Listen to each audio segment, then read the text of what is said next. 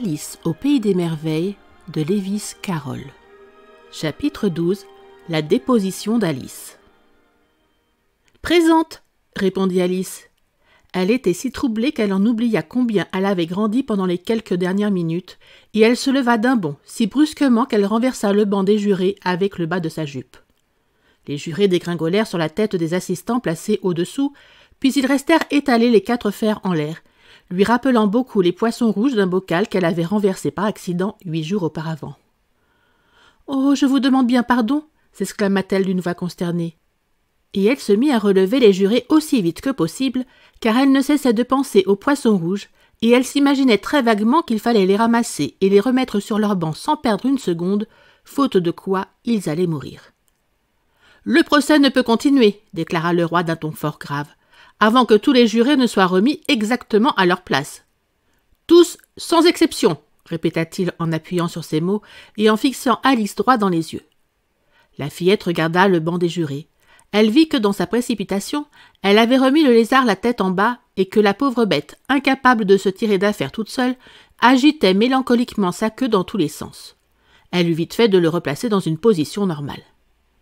Bien que, pensa-t-elle, cela n'ait pas beaucoup d'importance. Je ne crois pas qu'il puisse servir à grand-chose pour ce procès, dans un sens comme dans l'autre. Dès que les jurés furent un peu remis de leur émotion, dès qu'on eut retrouvé et qu'on leur eut rendu leurs crayons et leur ardoise, ils se mirent à rédiger en détail, avec beaucoup d'application, l'histoire de leur accident.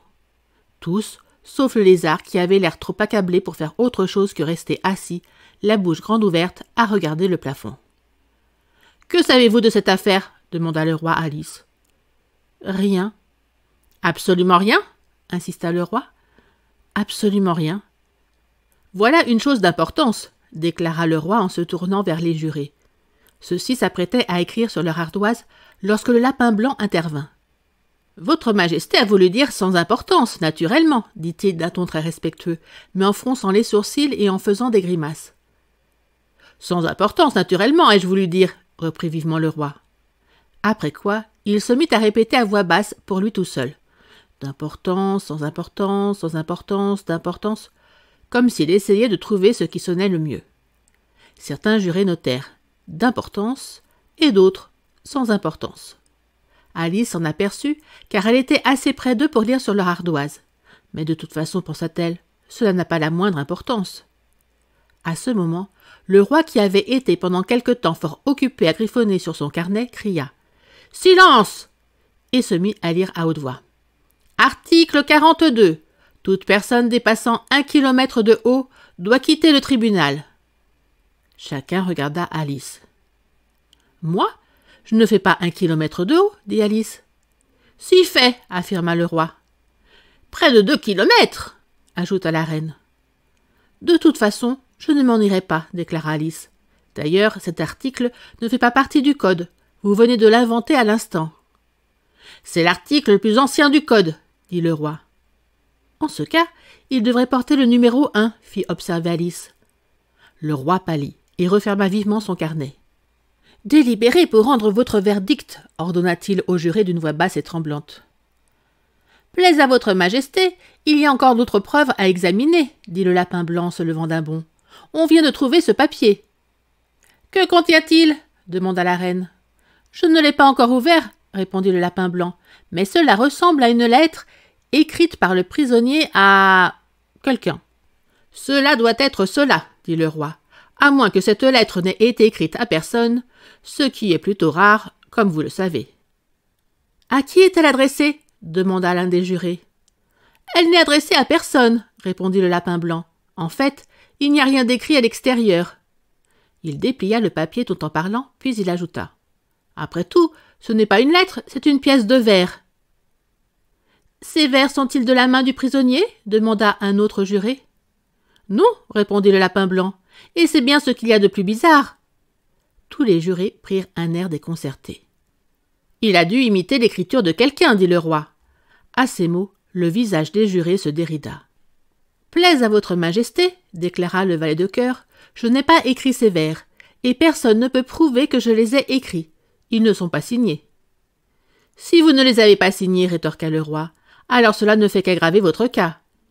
Si vous n'aviez pas eu de mauvaises intentions, vous auriez signé de votre nom, comme un honnête homme. » À ces mots, tout le monde se mit à applaudir, car c'était la seule chose vraiment intelligente que le roi eût dite depuis le début de la journée. « Cela prouve formellement sa culpabilité, » déclara la reine. « Cela ne prouve rien du tout, » s'exclama Alice. « Allons donc, vous ne savez même pas de quoi il est question dans ces vers. »« Lisez-les, » ordonna le roi. Le lapin blanc mit ses lunettes. « Plaise à votre majesté, où dois-je commencer » demanda-t-il. « Commencez au commencement, » dit le roi d'un ton grave, « et continuez jusqu'à ce que vous arriviez à la fin. Ensuite, arrêtez-vous. » Voici les vers que lut le lapin blanc. « Il prétendait que vous aviez été à elle, et que de moi vous lui aviez parlé à lui.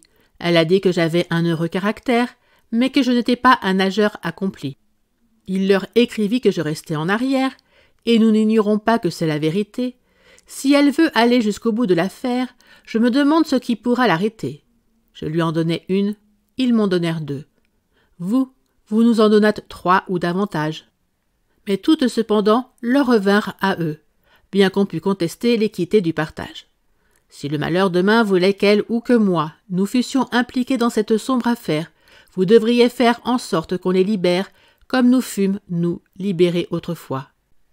Mon point de vue était que vous constituiez, dès avant qu'elle n'eût cette attaque de nerfs, un obstacle fâcheux venu s'interposer entre nous et l'objet dont ces gens nous parlèrent. Ne lui avouez pas, à lui, qu'elle les aime, car tout ceci, sans doute, devait demeurer, du reste des humains à jamais ignoré, un secret entre vous et moi-même. « C'est la preuve la plus importante que nous ayons eue jusqu'ici, » dit le roi en se frottant les mains. « En conséquence que le jury... » « S'il y a un seul juré capable d'expliquer ces vers, » déclara Alice. Elle avait tellement grandi au cours des quelques dernières minutes qu'elle n'avait pas du tout peur d'interrompre le roi. « Je lui donnerai une pièce de 10 sous. À mon avis, ils n'ont absolument aucun sens. » Tous les jurés écrivèrent sur leur ardoise. À son avis, ils n'ont absolument aucun sens. Mais nul d'entre eux n'essaya d'expliquer les vers. « S'ils n'ont aucun sens, dit le roi, cela nous évite beaucoup de mal, car nous n'avons pas besoin d'en chercher un. Et pourtant, je me demande si c'est vrai, continua-t-il, en étalant la feuille de papier sur ses genoux et en lisant les vers d'un œil. Il me semble qu'il veut dire quelque chose, après tout, ainsi, mais que je n'étais pas un nageur accompli. Vous ne savez pas nager, n'est-ce pas demanda-t-il au valet. Celui-ci secoua la tête tristement. Ai-je l'air de quelqu'un qui sait nager dit-il. Et il n'en avait certainement pas l'air, vu qu'il était fait entièrement de carton. Jusqu'ici, tout concorde, déclara le roi. Puis il continua à lire les vers à voix basse. Et nous n'ignorons pas que c'est la vérité. Il s'agit là des jurés, naturellement. Si elle veut aller jusqu'au bout de l'affaire... Mais voyons, c'est clair. Elle, c'est la reine. Je me demande ce qui pourra l'arrêter. On peut se le demander, en effet. Je leur en donnai une, ils m'en donnèrent 2. Eh bien, c'est sans doute ce que l'accusé a dû faire des tartes. Regardez donc la suite. Mais toutes cependant leur revinrent à eux, fit remarquer Alice. Bien sûr, les voilà, s'écria le roi d'une voix triomphante, en montrant du doigt les tartes qui se trouvaient sur la table. Cela me paraît clair comme le jour. Quant à ceci, dès avant qu'elle n'eût cette attaque de nerfs... Je crois que vous n'avez jamais eu d'attaque de nerfs, n'est-ce pas, ma chère amie demanda-t-il à la reine. Jamais s'exclama-t-elle d'une voix furieuse, tout en jetant un encrier à la tête du lézard. L'infortuné petit Bill avait cessé d'écrire sur son ardoise avec un doigt, après s'être aperçu que cela ne laissait aucune trace. Mais il se remit vivement à la besogne, en utilisant l'encre qui dégoulinait le long de son visage, jusqu'à ce qu'elle fût sèche. « Si vous n'avez jamais eu d'attaque, ce n'est pas vous qu'on attaque, » dit le roi. Puis il regarda autour de lui en souriant d'un air satisfait. Il y eut un silence de mort. « C'est un jeu de mots, » ajouta-t-il d'un ton vexé, et tout le monde éclata de rire. « Que les jurés délibèrent pour rendre leur verdict, » ordonna le roi pour la 20e fois de la journée. « Non, non, s'écria la reine, la condamnation d'abord, la délibération ensuite. »« C'est stupide, » protesta Alice d'une voix forte, « en voilà une idée. »« Taisez-vous, » ordonna la reine pourpre de fureur. « Je ne me tairai pas, » répliqua Alice. « Qu'on lui coupe la tête, » hurla la reine de toutes ses forces. Personne ne bougea. « Qui fait attention à vous ?» demanda Alice, qui avait maintenant retrouvé sa taille normale. « Vous n'êtes qu'un jeu de cartes. » À ces mots, toutes les cartes montèrent dans l'air et lui retombèrent dessus. Elle poussa un petit cri de colère et de frayeur, essaya de les repousser avec ses mains et se retrouva couchée sur le talus, la tête sur les genoux de sa sœur qui enlevait doucement de son visage quelques feuilles mortes tombées des arbres. « Alice, ma chérie, réveille-toi » lui dit sa sœur. « Comme tu as dormi longtemps ?»« Oh, quel rêve bizarre je viens de faire !» s'exclama Alice.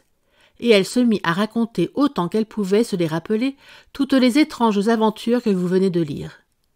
Lorsqu'elle eut fini, sa sœur l'embrassa et dit « C'était un rêve vraiment très bizarre, ma chérie. Mais à présent, rentre vite à la maison pour prendre ton thé. Il commence à se faire tard. » Alice se leva et s'en alla en courant, tout en réfléchissant de son mieux au rêve merveilleux qu'elle venait de faire. Mais sa sœur resta assise sans bouger à l'endroit où sa cadette l'avait laissée, la tête appuyée sur une main, regardant le soleil se coucher, songeant à Alice et à ses merveilleuses aventures, jusqu'à ce qu'elle aussi se mit à rêver tout éveillée. Et voici quel fut son rêve. D'abord, elle rêva de la petite Alice.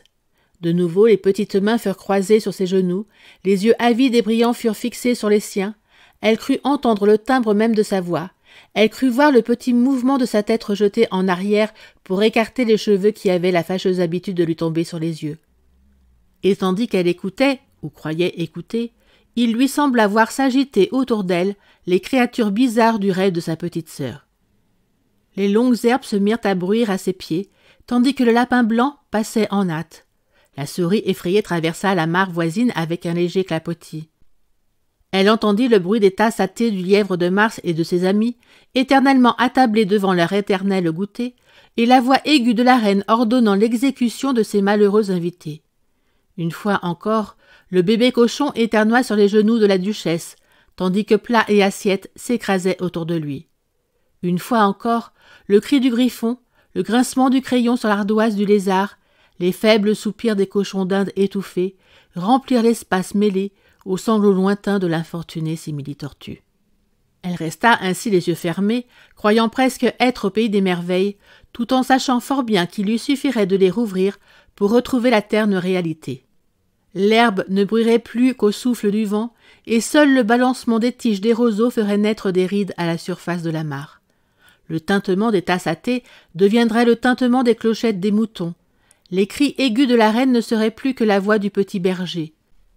Les éternuements du bébé, les cris du griffon et tous les autres bruits étranges se transformeraient, elle ne le savait que trop, en la rumeur confuse qui montait de la basse-cour, tandis que les meuglements lointains du bétail remplaceraient les lourds sanglots de la simili-tortue.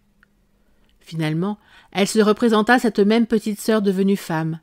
Elle était certaine que, dans les années à venir, Alice garderait son cœur d'enfant, si aimant et si simple.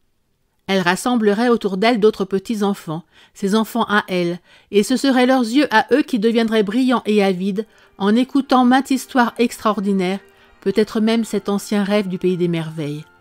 Elle partagerait tout leur simple chagrin et prendrait plaisir à toute leur simple joie, en se rappelant sa propre enfance et les heureuses journées d'été. C'est fini. Merci d'avoir écouté cette vidéo. Si cette vidéo t'a plu, tu peux mettre un pouce. Tu peux également t'abonner à la chaîne, c'est gratuit. À bientôt.